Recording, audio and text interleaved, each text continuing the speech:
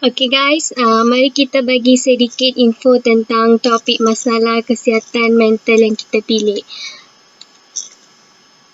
Okay, saya memilih topik berkaitan dengan kesihatan mental ni sebab penyakit mental di Malaysia semakin, kalau kita tengok semakin hari semakin bertambah jumlah peningkatan kes penyakit mental ni di Malaysia. Tambahan pula kan negara kita berhadapan dengan COVID-19, jadi pelbagai tekanan yang dihadapi oleh rakyat Malaysia, oleh itu kemungkinan untuk berlakunya pertambahan kes penyakit mental di Malaysia ni semakin meningkat. Jadi penyakit mental ini berkaitan dengan emosi seseorang. Jadi saya fikir pelbagai faktor yang boleh menyebabkan rakyat Malaysia ni menghadapi penyakit mental, dan saya juga membuat research bahawa penyakit mental ni sukar untuk kita kenal pasti. Mungkin kita tengok seseorang tu happy, ceria je, tapi kita mungkin tak tahu yang orang tu menghadapi kemurungan. Oleh itu saya fikir kita boleh ketengahkan isu penyakit mental ini agar masyarakat dapat mengetahui tentang tanda-tanda seseorang itu menghadapi penyakit mental, cara mengatasi dia, sebab penyakit mental ni memerlukan sokongan dari semua orang untuk sembuh dari penyakit ni. Jadi Okay, Shan ada apa-apa opinion ke? Ya, ada.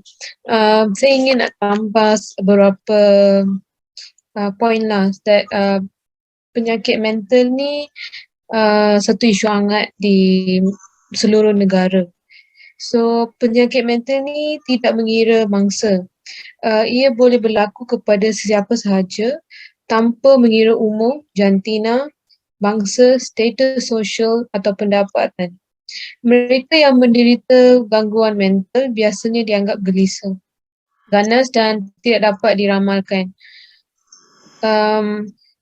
Mereka tidak dapat control dia punya feelings actually. Stigma dan diskriminasi sedemikian hanya akan menghalang individu tersebut daripada mendapatkan bantuan profesional dan rawatan awal. Penyakit mental ni bergantung kepada individu, sosial dan persekitaran. Okay. Ia boleh berlaku kepada sesiapa sahaja. Okay. Saya rasa saya pun ada point lagi. Yang individu yang mempunyai kesihatan mental ni, mereka akan mengalami beberapa tanda ataupun gejala. So antaranya mereka akan mengalami insomnia atau yang lebih dikenali sebagai gangguan tidur, ataupun mereka tidur lebih kerap dan lama daripada kebiasaannya, dan mereka juga suka untuk bersendirian dan tidak bersosial seperti biasa dengan orang lain. And mereka juga asyik rasa tidak bertenaga dan lemah lah. Dan mereka juga macam sentiasa marah, dan kadang-kadang mereka mudah lupa, sedih dan asyik mengalami mood swing. And then mereka juga macam tiba-tiba fikir untuk cederakan diri sendiri. Contohnya mereka akan bunuh diri lah. And then mereka akan mendengar suara dan percaya kepada sebenarnya perkara itu tidak wujud. Tapi mereka akan mendengar rasa macam dengar suara dan percaya yang perkara yang tidak benar tu merupakan perkara yang benar. Dan mereka juga macam halusinasi lah. And then mereka juga macam tidak berupaya untuk mengendalikan rutin harian mereka seperti kerja ataupun sekolah. Lo apa-apa opinion ke? Saya juga ada opinion. Saya nak tambah sedikit tentang jenis penyakit yang berkenaan dengan masalah mental. Yang pertama ialah masalah keserahan ataupun yang dalam bahasa Inggeris anxiety disorder. Masalah ini berlaku kepada seseorang yang sering berasa risau akan berbagai masalah, dan hal ini akan mengundangkan keserahan. Yang masalah kedua, masalah mental ialah masalah yang berkaitan dengan masalah mood. Masalah yang berkaitan dengan mood ini adalah pada seseorang mengalami masalah mood yang berada pada keadaan sedih maupun mania. Masalah berkaitan dengan mood ini dibagi kepada dua, iaitu sakit bipolar dan masalah tekanan ataupun kemurungan. Yang ketiga ialah masalah schizophrenia.